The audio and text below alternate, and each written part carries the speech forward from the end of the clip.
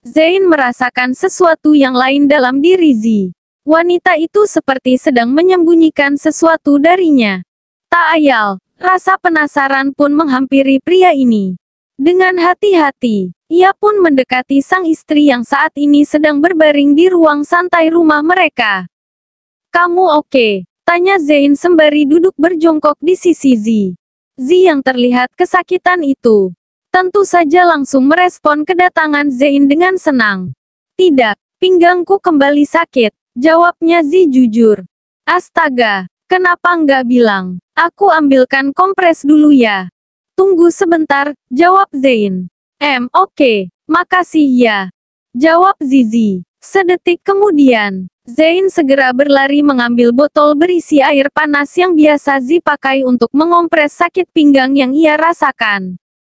"Ini, sayang, ya Tuhan, apakah sakit sekali?" tanya Zain sembari membantu sang istri memiringkan tubuhnya.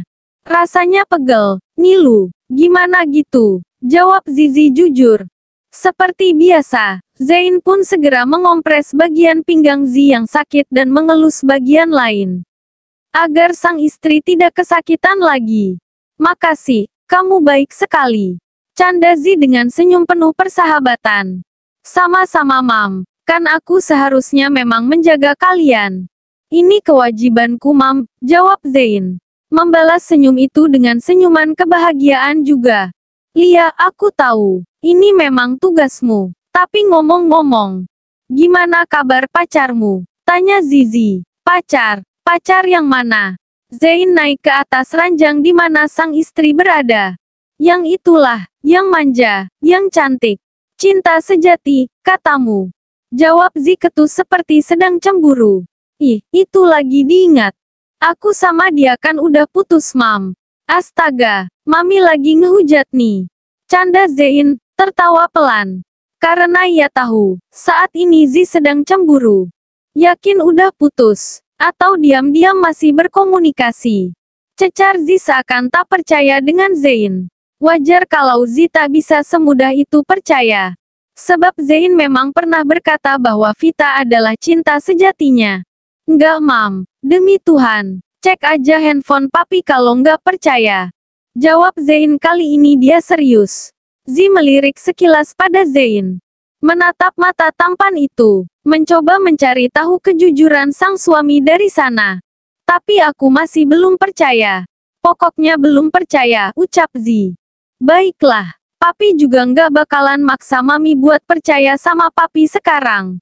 Tapi, papi harap, suatu hari nanti, Mami bakalan percaya sama papi, kalau papi itu serius sama Mami. Mami percaya nggak, kalau sebenarnya papi tuh tergila-gila sama Mami?" Zain mendekatkan wajahnya pada wajah sang istri, memaksa wanita itu melihat kesungguhannya lewat pancaran sinar mata miliknya. "Tergila-gila kok selingkuh? Mana ada," jawab Zizi ketus. "Lah, nggak percaya. Sini, papi kasih tahu." Zain naik ke ranjang Zi, bersandar di sisi ranjang dan menatap lepas ke arah mata memandang. Sedangkan Zi hanya mendengarkan cerita itu sambil memunggungi Zain. "Mami tahu nggak, kalau papi mengalami kehamilan simpatik di awal-awal kehamilan Mami?" tanya Zain. Zi menggeleng, lalu bertanya, "Emang iya?" Papi keluar masuk rumah sakit 4 kali. Gara-gara nggak bisa makan, mual, muntah, nggak bisa makan nasi. Geli aja lihat bibiji nasi, lihat mie apalagi makan mie, berasa kayak lihat cacing berkumpul gitu loh Mam. Bahkan sampai sekarang, papi masih geli lihat mie sama nasi, ucap Zain. Dan anehnya, dokter yang memeriksa papi tuh, bilangnya papi kena asam lambung. Giliran makan makanan kesukaan Mami, papi baik-baik aja. Kan aneh, ya kan Mam? Harusnya kalau asam lambung kan nggak bisa makan apa-apa. Lah ini masak makanan tertentu aja yang nggak mau. Abis itu tak suka aku bau parfum. Apalagi bau parfum dia. Udan, kayak kecekik rasanya. Mualnya nggak tertahankan Mam. Serius, tambah Zain. Zizi tersenyum, sembari menahan tawa. Namun ia masih setia mendengarkan cerita Zain dengan seksama. tanpa memotong sedikit pun. Masak, katanya cinta sejati. Kok gitu? Ledek Zi lagi. Membuat Zein gemas ingin mencium bibir bawel itu. Ih, enggak mam. Sungguh, mami tahu enggak? Papi tuh paling suka sama sate Ponorogo. Papi suka makan lontong, kentang rebus, telur rebus, sayur-sayuran rebus. Sama kayak kebiasaan mami. Papi sampai heran. Serius, ucap Zein lagi. Namun, sepanjang apapun Zein bercerita, rasanya sangat kurang untuk Zi. Entahlah, saat ini ia sangat suka mendengarkan suara ceria seorang Zein. Tapi, aku penasaran sama mantan pacar kamu itu. Kenal di mana? Dia janda kan ya? Tanya Zizi antusias. Jadi gini mam, dia itu sebenarnya mantan adik ipar papi. Ucap Zein membuka ceritanya. Wat pekik Zi terkejut. Ih, mami, kaget papi. Abis papi keterlaluan. Keterlaluan gimana? Mami nanya. Ya papi jawablah.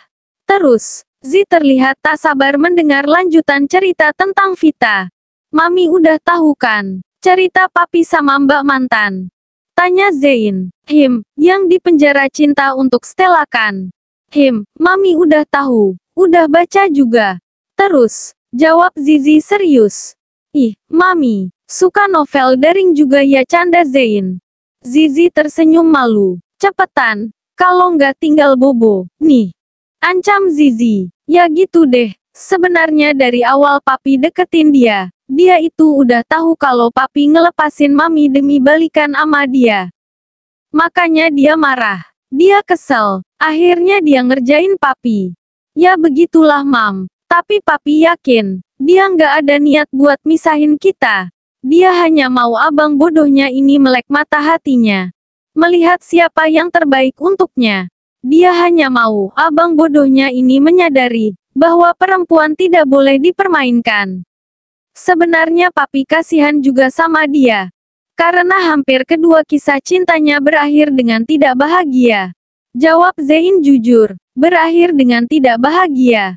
Maksudnya, tanya Zizi penasaran. Lia, suami pertamanya meninggal karena sakit mam.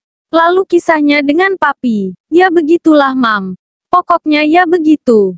Jawab Zein terlihat bingung memilih kata yang pas untuk mendeskripsikan masalah yang terjadi antara dirinya dengan mantan adik iparnya itu. Maafkan aku ya, gara-gara aku kalian nggak bisa bareng. Ucap Zizi sedih. Nggak ada yang perlu disesali mam. Aku dan dia memang nggak jodoh. Kami memang pernah saling mencintai. Tapi kami juga nggak mau memaksakan sesuatu yang tidak ditakdirkan untuk kami. Sudahlah mam, jangan diingat lagi. Sekarang aku punya tanggung jawab yang jauh lebih besar dibanding itu. Yaitu kamu dan calon baby-baby kita. Balas Zein serius. Aku kok jadi kepikiran dia ya. Kasihan sekali dia. Boleh nggak kapan-kapan aku ketemu dia? Tanya Zizi. Ketemuan aja mam. Dia anaknya baik kok. Asik juga. Bukan pedendam. Dia sahabat karibnya Vira juga. Suruh aja Vira undang dia. Dia pasti mau, apalagi kamu yang minta. Pasti gercep dia. Jawab Zien santai. Tapi serius. Keenakan kamu kalau aku undang dia ke sini. Jawab Zi cemberut. Ya undangnya kalau aku pas keluar kota. Atau nggak pas lagi ada kerjaan di luar. Sekarang aku tahu. Zein tersenyum. Tahu apa? Tahu kalau mami terlalu cinta sama papi. Makanya cemburunya gede banget. Cie mami. Kanda Zein. Aku cinta sama kamu. Jangan mimpi. Jawab Zizi seraya beranjak dari pembaringan dan melangkah pergi meninggalkan Zein. Sedangkan Zein malah senyum-senyum sendiri. Pertanda bahagia. Karena ia yakin kalau Zi masih sangat mencintainya.